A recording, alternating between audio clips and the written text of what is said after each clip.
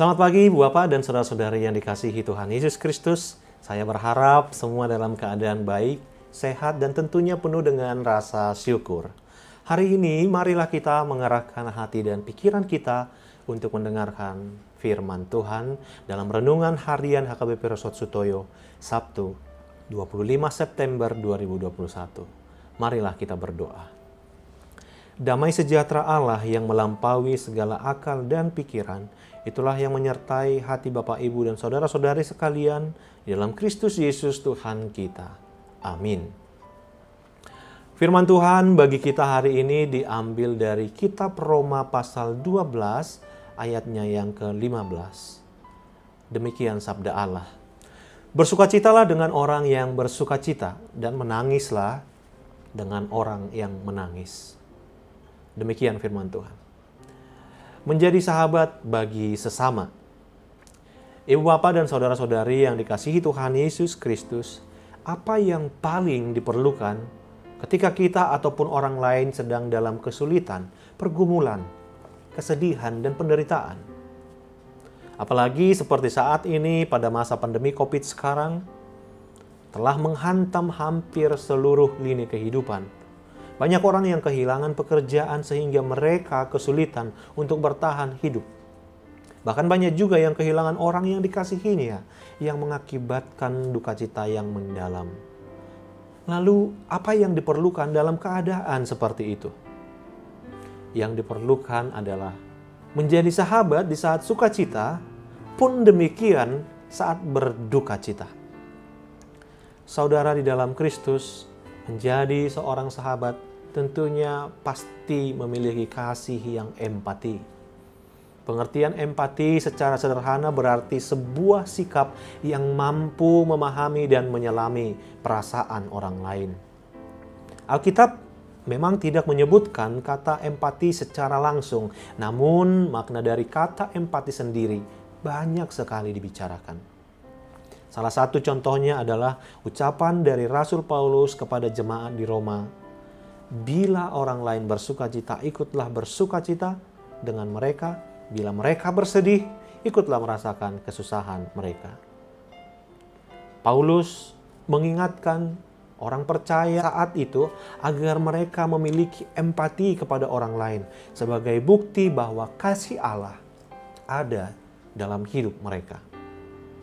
Saudara di dalam Kristus, berada di tengah-tengah dunia yang begitu sukar ini, tetapi masih dipenuhi dengan nafsu mementingkan diri sendiri, orang percaya perlu mengembangkan sikap empati saat melihat orang lain mengalami kesusahan atau penderitaan. Bukan hanya sekedar simpati saja, walaupun memang itu sudah baik, tetapi itu tidak cukup.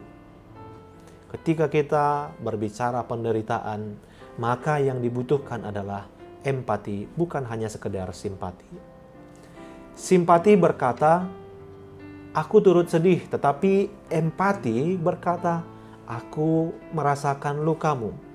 Simpati akan berdiri di kejauhan, tetapi empati akan datang mendekat, tergerak oleh belas kasihan.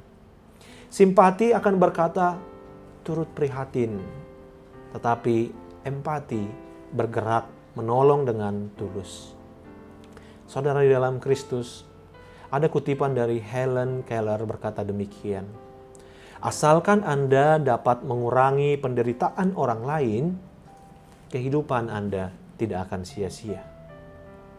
Helen Keller adalah seorang penulis, aktivis politis, dan dosen di Amerika.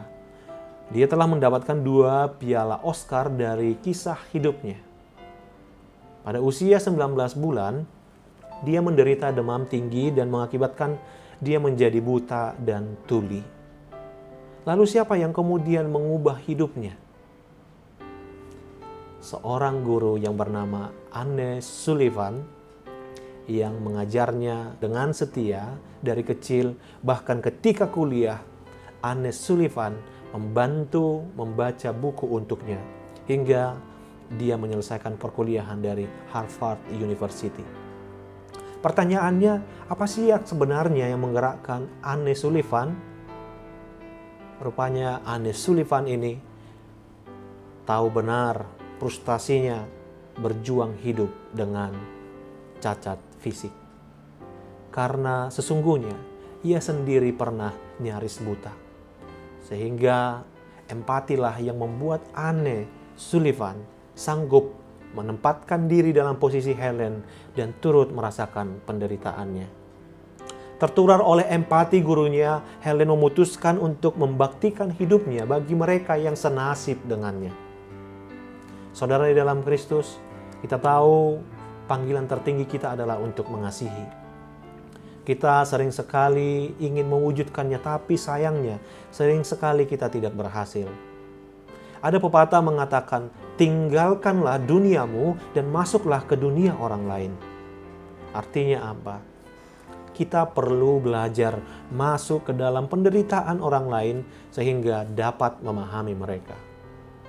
Jadi meski niat mengasihi tinggi, jika lupa mengasah empati, mengasihi itu rasanya sulit untuk dilakukan dengan tulus. Lalu apa yang harus kita lakukan? Yang pertama sekali adalah jadikan dirimu sahabat bagi orang lain. Amin. Kita berdoa. Terima kasih Tuhan Yesus atas firman-Mu hari ini yang memanggil kami memiliki empati yang murni sehingga kami boleh menjadi sahabat bagi sesama, terutama bagi orang yang sedang menderita. Amin. Selamat pagi dan selamat beraktivitas Bapak, Ibu, dan Saudari sekalian. Kiranya di dalam melaksanakan aktivitas kita hari ini, kita tetap melakukan protokol kesehatan. Tuhan Yesus memberkati.